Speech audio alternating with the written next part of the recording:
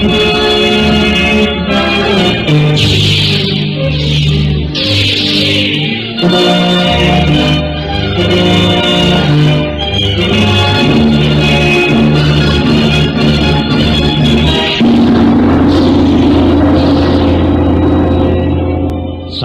Cerita mempersembahkan Sabda Pandita Ratu.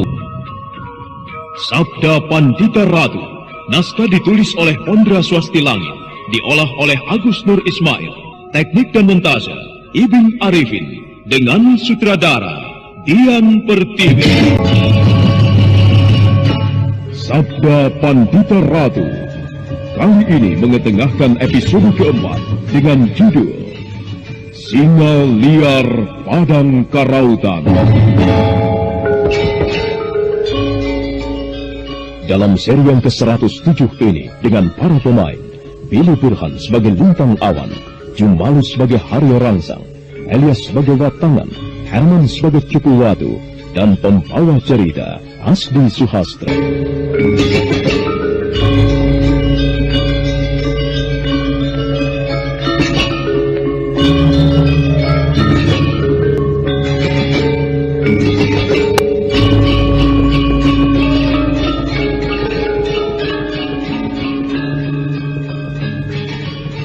Haryo Rangsang benar-benar geram mendengar kata-kata Lintang Awan yang bernada menantang. Sambil menatap penuh dendam, tiba-tiba saja Haryo Rangsang melompat sambil melemparkan beberapa buah pisaunya. 4 buah pisau melesat dengan cepat ke arah Lintang Awan, Cupu Watu dan Watangan. 3 orang utusan Ganter itu pun dengan gesit berkelit ke samping. Tapi malang bagi Watangan, rupanya dia tidak sempat menghindar begitu pisau kedua melesat dengan tajam. Watangan! Celaka Lintang Awan. Dada Watangan tertancap pisau Haryo Rangsang. Ayo kita dekati dia. Ayo. Watangan mendekap dadanya yang mengeluarkan darah. Dia mencoba untuk bertahan dan tetap berdiri. Tapi darah terlalu banyak keluar, hingga akhirnya dia pun limbung ke tanah dengan lemah. Watangan, bertahanlah sebentar. Aku akan mencoba menghentikan darahmu yang terus keluar ini. Sudahlah, Cupu. Sepertinya aku tidak mampu lagi untuk bertahan. Dadaku rasanya nyeri sekali. Sebaiknya kalian berdua jangan hiraukan aku. Lebih baik hadapilah Haryo Rangsang. Jangan biarkan dia lolos begitu saja. Dia sangat berbahaya sekali bagi keselamatan Lintang Panjersore.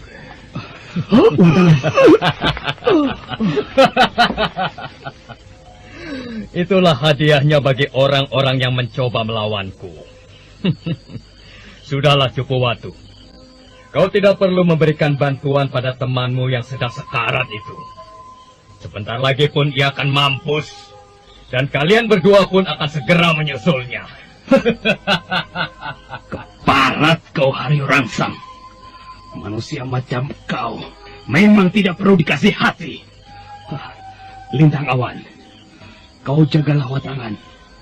Biarlah pengkhianat ini aku yang menghadapi. Jangan, Cupu Watu.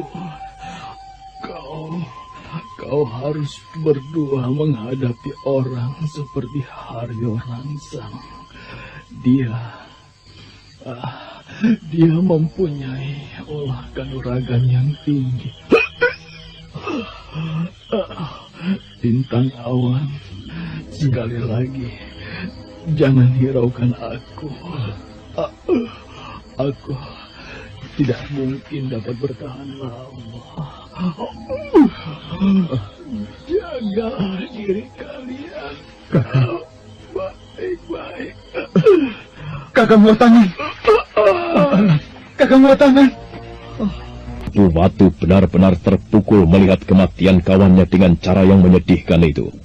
Dia sedih melihat kedua orang kawannya tewas di tangan Haryo Rangsang. Setelah sesaat dia terbenam dalam kesedihan yang dalam. Tiba-tiba saja Cupu Watu berdiri, kemudian menatap tajam wajah Haryo Rangsang. Dadanya bergemuruh, nafasnya mendesah, bagaikan seekor banteng yang siap menerjang mangsanya. Kau harus mati di tanganku, Haryo Rangsang. Dua orang temanku telah kau bunuh dengan menyedihkan di depan mataku.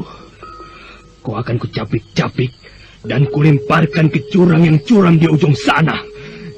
Kakang Cupu Watu, tahan! Cupu Watu menerjang ke sana kemari sambil menyabet-nyabetkan pedangnya. Dia benar-benar geram. Serangannya benar-benar tajam dan mengerikan. Cupu Watu seolah-olah tidak memberi kesempatan Haryo Rangsang untuk membalas serangannya.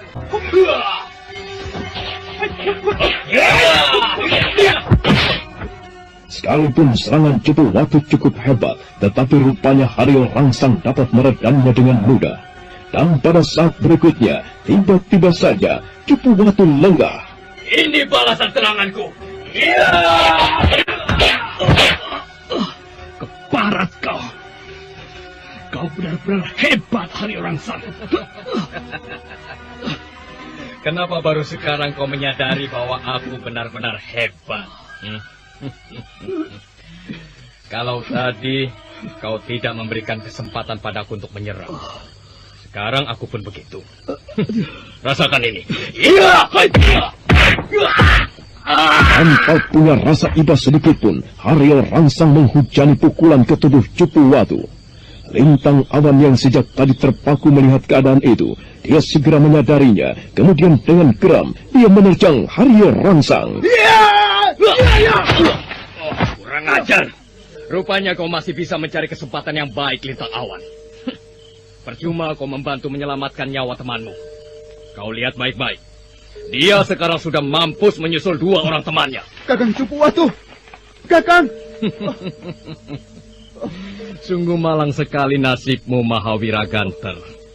3 orang temanmu telah tewas di tanganku dalam sekejap. Dan sebentar lagi, kau akan menyusulnya. Kau takut? Aku bukan anak kecil yang gentar menghadapi pengkhianat macam kau, Haryo Rangsang. Sekalipun aku harus mati di tanganmu, aku tak akan mundur setapak pun dari hadapanmu. Bagus sekali. Memang begitulah sikap seorang Mahawira jika sedang menghadapi musuhnya. Tapi Lintang Awan, aku rasa sebaiknya kita tidak perlu baku hantam seperti ini. Aku masih memberikan kesempatan yang baik padamu. Bagaimana kalau kau bekerja sama saja denganku? Kau tidak perlu khawatir. Di tempat ini tinggal kita berdua. Dan aku rasa tidak ada yang mendengarkan pembicaraan kita. Bagaimana? Apakah kau mau pindah ke pihakku? Kalau mau, katakanlah siapa Lintang Panjer Sore itu. Sungguh hina sekali kelakuanmu, Haryo Rangsang. Percuma kau membujukku untuk menjelaskan siapa Lintang Panjer Sore. Aku bukan manusia yang kemaruk akan harta dan kedudukan. Tanggung jawabku sebagai Telik Sandi adalah tanggung jawab seorang Mahawira. Jadi jangan coba-coba membujukku untuk menjadi seorang pengkhianat. Setan alas. Diberi kesempatan baik malah memilih celaka. Keteguhanmu sebagai seorang Mahawira Ganter hanya akan membuatmu rugi. Jadi pikirkanlah baik-baik, Lintang Awan. Apa yang aku ucapkan adalah kata-kata yang sudah kupikirkan. Sekali lagi, aku tak akan menjelaskan siapa Lintang Panjer Sore. Dan juga aku tidak akan terbujuk oleh tawaran busukmu itu. Kalau kau memang ingin membunuhku, ayo, kita bertarung secara ksatria. Kau tidak perlu khawatir, aku tak akan beranjak dari tempat ini begitu saja. Manusia bodoh. Baiklah kalau memang itu keinginanmu. Nah, rasakan pisau-pisau ini. Iya. Ayo Haryo Rangsang, keluarkan semua pisau yang kau miliki. Aku tidak takut menghadapinya. Jangan berbangga hati dulu, Lintang Awan. Kalau tadi kau bisa lolos dari pisau-pisau beracunku, itu belum seberapa. Ayo sekarang bersiap-siap untuk menyambut seranganku yang selanjutnya. Kali ini kau tidak akan kubiarkan luput dari tajamnya pisau-pisauku. Jangan terlalu banyak mulut, Haryo Rangsang. Sebaiknya buktikanlah kalau kau memang mampu melukaiku. Berdebat, terimalah ini. Ya. Kembali 3 buah pisau harimau rangsang berkelebat. 2 buah pisau dapat dihempaskan dengan mudah. Tapi pisau yang satu lagi dengan telak bersarang di kaki kiri Lintang Awan.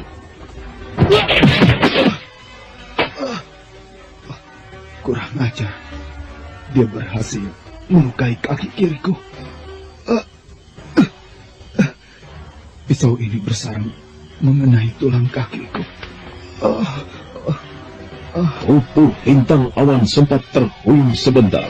Rasa sakit dari kaki kirinya mulai terasa, apalagi karena pisau itu mengandung racun. Pisau itu masih dia diamkan bersarang di kakinya. Dan dengan hati yang geram, Lintang Awan menatap tajam wajah Haryo Rangsang.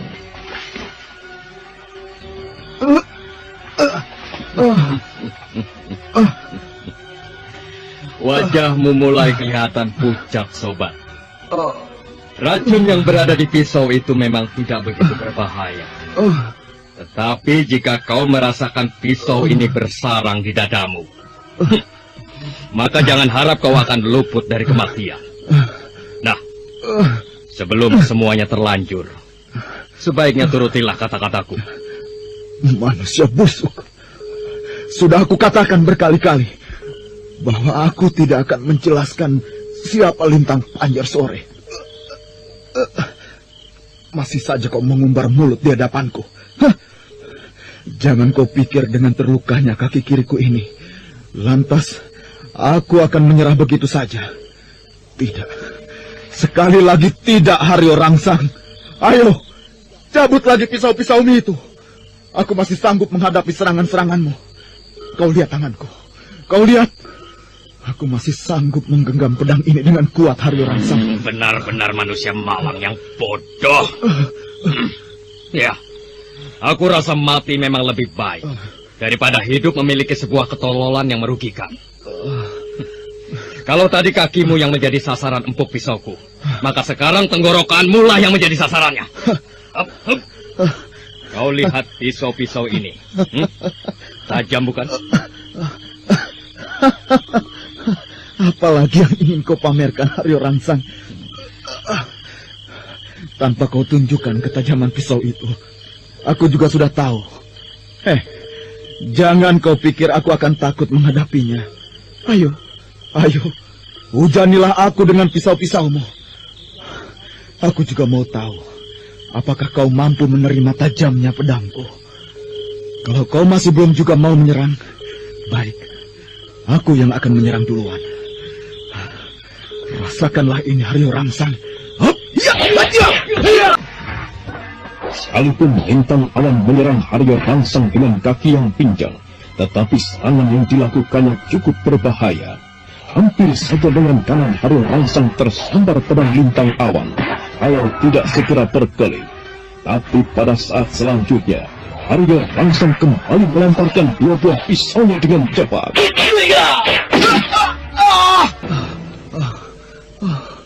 Haryo Rangsang kembali berhasil melukaiku. Pisau ini bersarang di lambung dan paha kananku.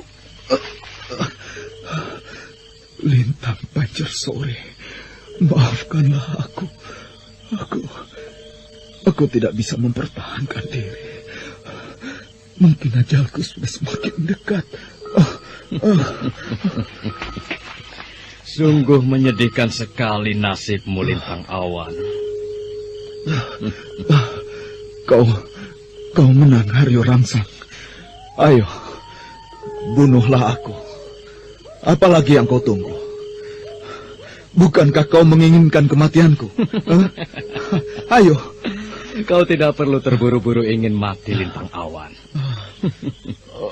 Sebenarnya aku tidak mengharapkan kematianmu.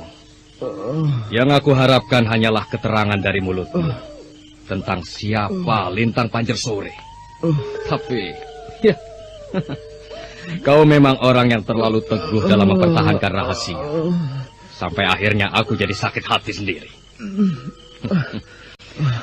Aku memang harus membunuhmu. Tapi aku tidak ingin membunuhmu sekaligus, melainkan membunuhmu secara perlahan-lahan. Aku masih mempunyai 5 buah pisau yang tersisa. Salah satu di antaranya adalah pisau yang paling tajam. Sambil mendekatkan pisau itu ke wajah Lintang Awan, Haryo Rangsang menjambak rambutnya. Ujung pisau itu nampak berkilat-kilat tertimpa cahaya rembulan. Perlahan Haryo Rangsang mendekatkan pisau itu ke leher Lintang Awan. Kau mulai ketakutan, Lintang Awan. Bagus. Itu artinya kau masih menginginkan kehidupan. Tapi sayang, aku sudah terlanjur sakit hati. Dan pisau ini tidak mungkin kuselipkan ke dalam sarungnya kembali. Aku ingin menyiksamu dengan cara yang paling mengerikan. Pisau ini akan segera menguliti sekujur tubuhmu. Biadab.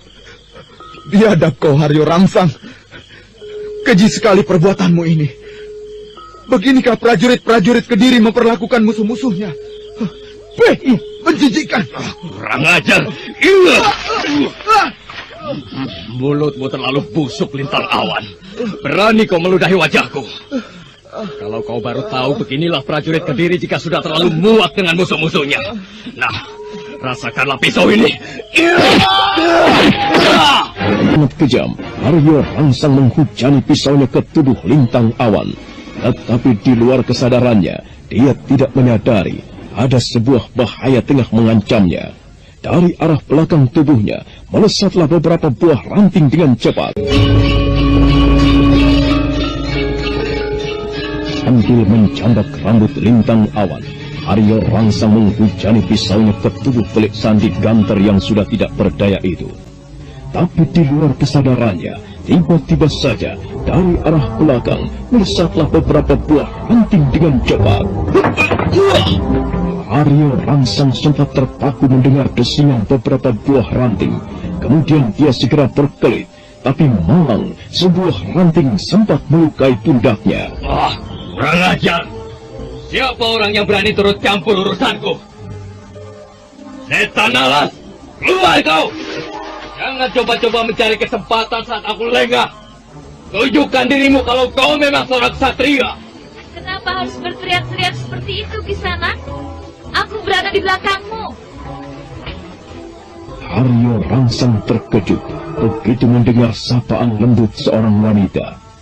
Dan memang benar, begitu dia membalikkan tubuhnya, tak jauh dari hadapannya, nampak seorang wanita cantik menatapnya sambil tersenyum. Kaukah yang melempari aku dengan ranting-ranting tadi? Apa kau pikir ada orang lain di sini selain aku? Kurang ajar. Jawab pertanyaanku dengan jujur, Nona. Apakah kau yang membokongku dari belakang tadi? Seandainya benar, kenapa? Berdebah. Apa maksudmu mencampuri urusanku, perempuan asing? Apa kau tidak tahu siapa orang yang tengah kau hadapi ini? Aku tidak peduli siapa orang yang tengah ku hadapi. Yang jelas aku paling tidak suka melihat kekejian berlangsung di hadapanku. Kalau kau tidak suka melihat kekejian berada di hadapanmu, kenapa kau harus melihatnya? Bukankah lebih baik kalau kau pergi dari tempat ini? Siapa kau sebenarnya? Apakah kau pun Telik Sandi dari Ganter? Oh, apakah wanita sepertiku mirip seorang Telik Sandi? Pintar sekali kau membolak-balikan kata-kata, Nona. Sungguh malang sekali nasibmu. Kau telah berani turut campur urusanku. Siapapun orangnya, jika ia berani berhadapan denganku, maka kematianlah yang akan bakal dia terima. Sombong sekali lagakmu, Kisanak. Sikapmu sudah seperti seorang dewa saja. Nyawa seseorang tidak bisa ditentukan oleh manusia. Sekalipun orang yang tengah kau hadapi seorang terjepit, tapi belum tentu ia akan mati di tanganmu. Siapa bilang aku tidak bisa menentukan kematian? Aku mempunyai kehebatan dan juga mempunyai senjata andalan yang bisa membunuh siapa saja jika aku suka. Itu belum seberapa jika dibandingkan kekuasaan Hyang Maha Tunggal, Kisanak. Tapi ya, aku rasa tidak ada gunanya jika aku bicara panjang lebar pada orang sepertimu. Kau memang lebih pantas menjadi seorang penjahat ketimbang menjadi orang baik-baik. Cukup, cukup. Tidak perlu kau mengumbar mulut di hadapanku. Lama-kelamaan aku menjadi muak melihat kau berada di hadapanku. Sebutkanlah siapa namamu sebelum aku perintahkan untuk menyingkir. Ayo katakan siapa namamu. Apakah perlu aku memberitahukan siapa namaku? Apakah namaku cukup berarti untukmu? Bangsat! Aku tidak butuh sesumbarmu. Cepat katakan siapa namamu. Atau kau akan merasakan tajamnya ujung-ujung pisauku ini. Tunggu. Baiklah. Aku akan mengatakan siapa namaku sebenarnya. Mungkin dengan menyebutkan siapa namaku, rasa penasaranmu akan hilang. Nah, dengar baik-baik. Namaku adalah Lintang Panjersora. Kaget. Tiba-tiba saja dadanya bergemuruh begitu mendengar pengakuan wanita itu. Bahwa dia adalah Lintang Panjersore. Sambil menyembunyikan rasa keterkejutannya, Arya Rangsang seperti kurang yakin dengan apa yang dikatakan wanita itu. Dia pun kemudian melangkah 2 tindak mendekati.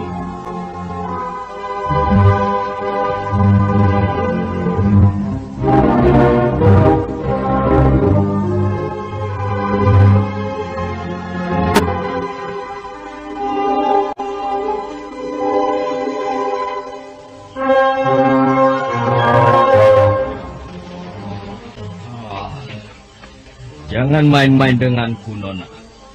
Katakan siapa namamu yang sebenarnya. Hei, apakah kau tuli? Bukankah aku sudah katakan bahwa namaku adalah Lintang Panjersore? Apakah masih kurang jelas? Atau perlu kusebutkan berulang-ulang agar kau tidak penasaran? Cukup! Aku masih kurang percaya. Jangan-jangan kau telah menguping pembicaraanku tadi. Kurang ajar. Kenapa otakmu baru berpikir sekarang? Kenapa tidak dari tadi, Haryo Rangsang? Keparat! Jadi kau memang telah mendengarkan pembicaraanku dengan musuh-musuhku tadi. Apa salahnya jika aku mengintip dan mendengarkan kata-katamu? Semula memang aku tidak ingin turut campur dengan persoalan kalian. Tetapi ketika aku mendengar siapa yang salah dan siapa yang benar, dan kemudian melihat kekejamanmu, aku jadi ingin turut campur, Haryo Rangsang. Sungguh sayang sekali, Nona. Turut campurmu ini adalah sebuah kesalahan yang besar. Dan tentunya akan membuahkan penyesalan yang dalam untukmu. Karena kau telah mendengarkan pembicaraanku tadi, maka aku tidak akan membiarkan kau pergi dari tempat ini begitu saja. Kau pun akan mengalami nasib yang sama seperti mereka. Apakah kau yakin bahwa kau bisa membunuhku? Hah! Apa sulitnya membunuh seorang wanita sepertimu? Sekalipun kau mempunyai ilmu kanuragan, aku yakin ilmu yang kau miliki itu jauh berada di bawahku. Luar biasa. Ternyata kesombonganmu tidak berbeda dengan gurumu Kuda Bandang. Kau mengenal siapa guruku? Apa sulitnya mengenal penjahat-penjahat tengik macam kalian? Kurang ajar. Kau berani menghinaku. Katakan siapa gurumu. Jadi kau pun ingin mengetahui siapa guruku? Baik. Aku mempunyai guru cukup banyak. Aku rasa aku tidak perlu menyebutkan semua guruku. Tapi baiklah, mungkin kau kenal dengan Nyai Salindri. Oh, Nyai Salindri? Iya, kenapa? Kelihatannya kau terkejut sekali. Oh, aku tidak yakin kalau kau adalah murid dari Nyai Salindri. Aku tidak memaksa orang lain untuk percaya dengan omonganku. Yang jelas, Nyai Salindri adalah guruku.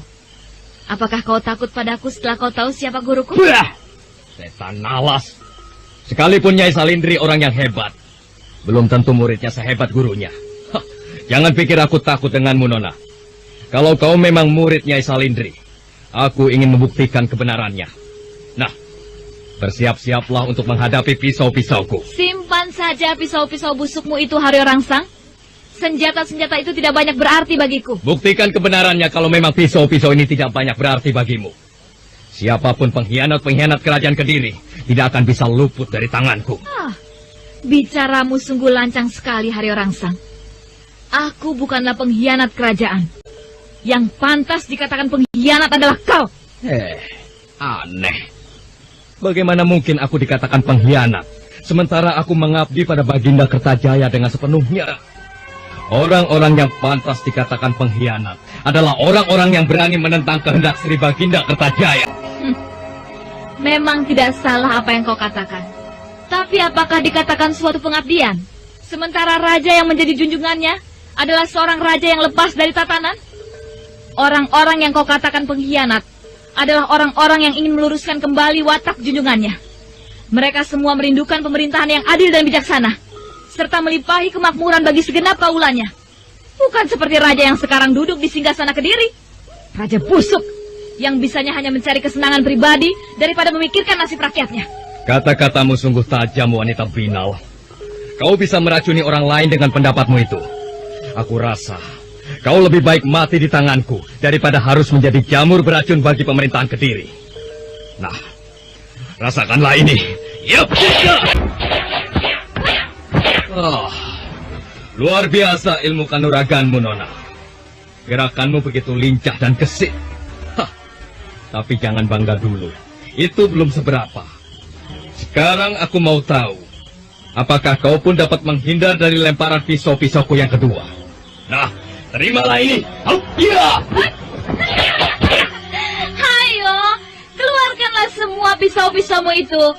Aku juga mau tahu sampai sejauh mana kuda bandang menurunkan kepandaiannya padamu.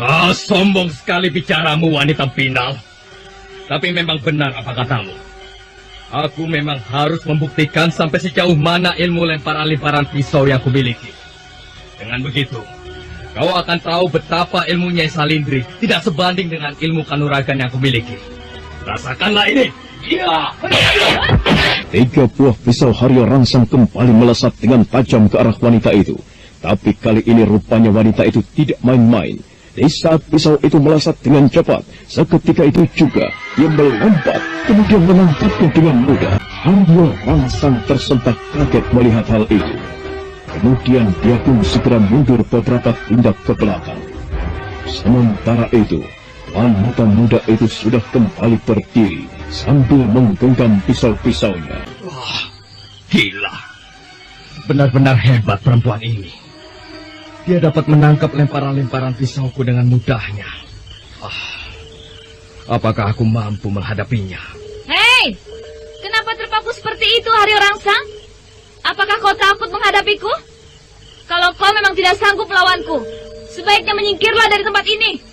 Nah, pergilah selagi aku masih memberikan kesempatan. Setan alas! Kau pikir kau ini siapa? Berani benar kau memerintahku untuk menyingkir. Jangan merasa congkak dulu kau wanita sial. Kehebatanmu tidak ada apa-apanya kalau cuma bisa menangkap lemparan-lemparan pisau-pisauku. Sekarang aku mau tahu, apakah ilmu kanuraganmu juga dapat menahan serangan-seranganku? Rupanya kau masih penasaran untuk menjatuhkanku. Sudah kukatakan sejak dari tadi, keluarkanlah segala kepandaian yang kau miliki. Aku siap melayaninya. Cepat, sundal. Iya.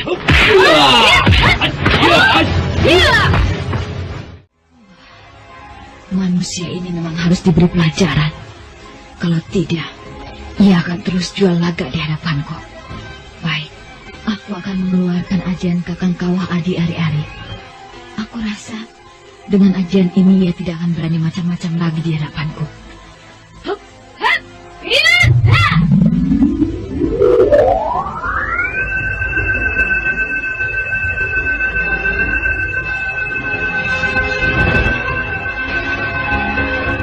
Sambil bersalto ke udara, wanita itu segera merapal ajian Kakang Kawah Adi Ari-Ari. Dan begitu kakinya menginjak tanah, tiba-tiba saja tubuhnya sudah menjadi 3 orang dalam bentuk yang sama. Haryo Rangsang semakin terperanjat melihat itu. Sambil menarik napas cemas, dia pun mundur lagi beberapa tindak. Gila. Bagaimana mungkin kau menguasai ajian itu? Tidak mungkin, Haryo Rangsang. Kau lihat sendiri buktinya, bukan? Ajian Kakang Kawah Adi Ari-Ari sudah cukup lama kukuasai. Dan ajian ini bukan kuterima dari Nyai Salindri. Nona, katakan siapa kau ini sebenarnya. Janganlah membuat aku semakin penasaran saja. Baik. Baiklah, Haryo Rangsang. Aku rasa memang sudah cukup untuk membuatmu penasaran. Nah, dengar baik-baik. Namaku Pinaka Swasti Ratu. Pinaka Swasti Ratu? Ya.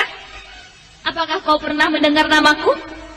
Atau barangkali kau memang sudah mengenalku? Aku rasa kita memang tidak perlu mempersoalkan hal itu. Sekarang yang penting, kita lanjutkan perkelahian ini. Bagaimana? Bagaimana mungkin aku sanggup melawan wanita ini? Sementara ia telah merubah wujudnya menjadi 3 orang. Tidak, aku tidak boleh melawannya. Aku harus mencari akal untuk meninggalkan tempat ini. Ayo, Haryo Rangsang. Kenapa sejak tadi kau hanya terpaku seperti itu? Bukankah kau tadi menantangku? Ingin membuktikan sampai sejauh mana ilmu kanuraganku? Kurang ajar. Semakin memuakan saja wanita ini. Aku ada akal. Iya, aku rasa inilah jalan terbaik untuk pergi dari tempat ini.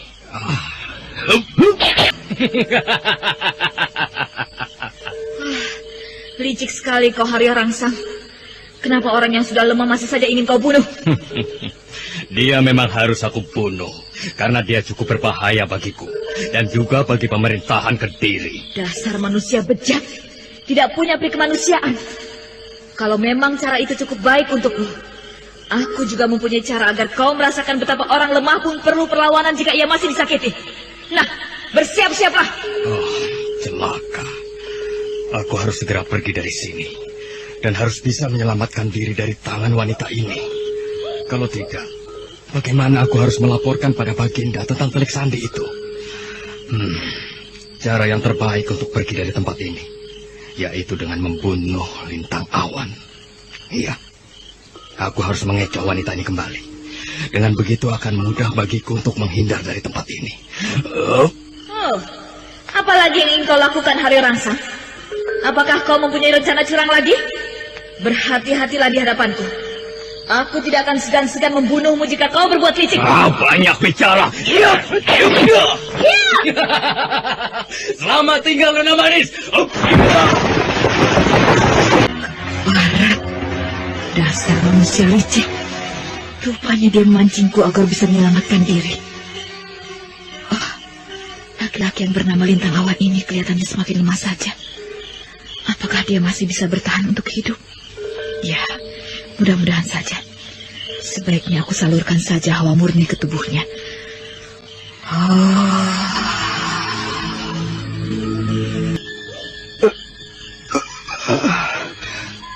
Apa yang ingin kau lakukan, Nona?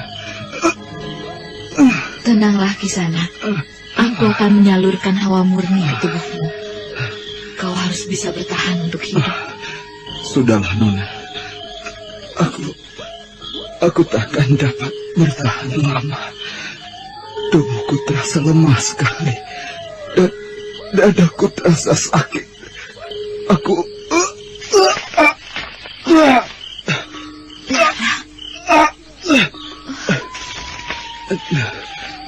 Nona lihat sendiri, bukan? Darahku semakin banyak keluar. Nona, maukah kau menolongku untuk menyampaikan sesuatu pada seseorang? Apa yang harus kutolong untukmu, Kisana?